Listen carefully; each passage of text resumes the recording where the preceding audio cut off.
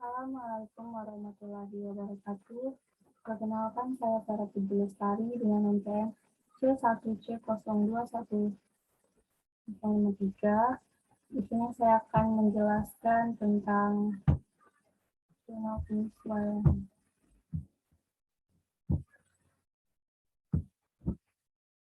Adjusting the account atau jurnal penyesuaian. Jurnal penyesuaian itu adalah jurnal yang dibuat untuk menyesuaikan akun-akun yang belum menunjukkan nilai yang sebenarnya setelah kita buat neraca saldo. Jadi sebelum kita membuat neraca saldo itu, kita harus menyesuaikan dulu akun-akun yang belum menunjukkan nilai yang sebenarnya, atau masih ada akun-akun yang salah gitu kan. Nah, selanjutnya itu pengaruh asumsi. Nah, pengaruh asumsi itu ada 3. Yang pertama, asumsi periodisitas. Nah, apa sih pengertian dari asumsi periodisitas itu? Nah, asumsi dasar pelaporan keuangan, di mana perusahaan dapat membagi laporan keuangannya menjadi beberapa periode waktu, sehingga dapat dikenal tuh sebagai laporan keuangan bulanan, laporan keuangan semesteran, dan laporan keuangan tahunan. Yang kedua ada asumsi accrual basis. Nah, asumsi accrual basis itu adalah asumsi dasar laporan keuangan yang berkaitan dengan transaksi.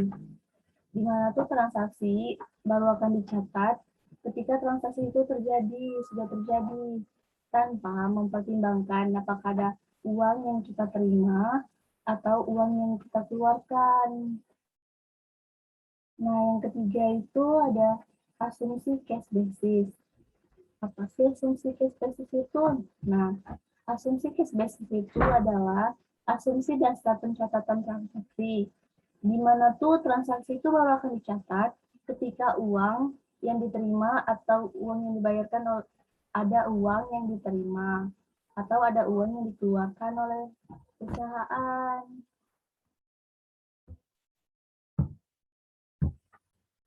Selanjutnya tuh ada prinsip pengakuan pendapatan dan beban. Nah, yang pertama tuh prinsip pengakuan pendapatan. Nah, prinsip pengakuan pendapatan tuh di mana pendapatan tuh baru kita akui ketika jasa sudah diberikan, tanpa kita harus mempertimbangkan apakah ada uang yang diterima atau belum dari konsumer. Nah, kayaknya tuh kita tuh kan sudah memberikan jasa atau sudah, misalkan kita membuka sebuah bengkel. Jadi jasa tuh sudah diberikan tuh oleh kita, oleh perusahaan kita. Nah, jadi kita tuh sudah memberikan jasa, tapi itu transaksinya itu akan tercatat tanpa mempertimbangkan apakah ada uang yang diterima ataupun belum oleh perusahaan kita. Nah, yang kedua itu ada prinsip pengakuan beban, di mana tuh perusahaan mengakui adanya beban ketika sudah merasakan manfaat dari suatu aset atau manfaat dari karyawan yang sudah bekerja. Jadi maksudnya tuh kita tuh mengakui adanya beban tuh ketika kita tuh sudah memiliki. Nah, yang kedua tuh kan prinsip pengakuan beban, di mana perusahaan mengakui adanya beban ketika manfaat sudah dirasakan dari suatu aset atau manfaat dari karyawan yang sudah bekerja. Nah, itu maksudnya tuh kan kita tuh mengakui adanya beban tuh ketika kita sudah merasakan tuh manfaat dari karyawan, ketika kita mempunyai karyawan, gitu kan. Nah, tanpa mempertimbangkan apakah ada uang yang dibayarkan atau tidak. Nah, selanjutnya tuh ada matching principles. Nah, matching principles itu adalah prinsip akuntansi di mana pendapatan dan beban-beban berhubungan untuk mendapatkan pendapatan tersebut harus dilaporkan pada periode yang sama. Jadi, untuk mendapatkannya pendapatan itu harus dilaporkan pada periode yang sama. Nah, selanjutnya tujuan dibuatnya jurnal penyesuaian itu untuk apa sih? Jadi, jurnal penyesuaian itu dibuat tuh untuk itu memastikan apakah prinsip pengakuan pendapatan dan prinsip pengakuan beban itu sudah dipatuhi. Jadi dalam zona penyesuaian tuh ya kita sebelum itu tuh harus harus mengetahui dulu tuh apakah prinsip pengakuan pendapatan dan beban itu sudah dipatuhi atau belum. Nah, selanjutnya tuh agar saldo dari akun-akun yang disajikan pada laporan keuangan sudah mencerminkan nilai sebenarnya. Jadi, sebelum membuat laporan keuangan tuh kita tuh harus harus memastikan dulu kan nilainya tuh sudah menunjuk akun-akunnya tuh saldo akun-akunnya tuh sudah menunjukkan nilai yang sebenarnya, tidak ada kesalahan. Nah, selanjutnya tuh tujuan yang selanjutnya tuh akun yang disesuaikan atau akun deferral. Nah, yang kedua itu akun akrual kan.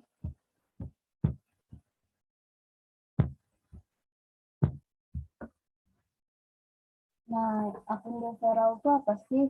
Nah, akun deferral itu ditangguhkan pengakuan sebagai beban atau pendapatan yang akan diakui sebagai pendapatan atau sebagai beban pada zona penyesuaian jika itu sudah memenuhi prinsip pengakuan pendapatan dan prinsip pengakuan bebannya. Nah, akun deferral ini terbagi lagi tuh menjadi dua jenis. Nah, yang pertama tuh perfect rent atau beban dibayar di muka. Nah, beban dibayar di muka tuh adalah di mana perusahaan sudah membayar sebelum manfaat dirasakan oleh perusahaan. Sehingga pada saat terjadi transaksi pembayaran, belum boleh diakui sebagai beban. Nah, terus tuh ada service revenue atau pendapatan dibayar di muka.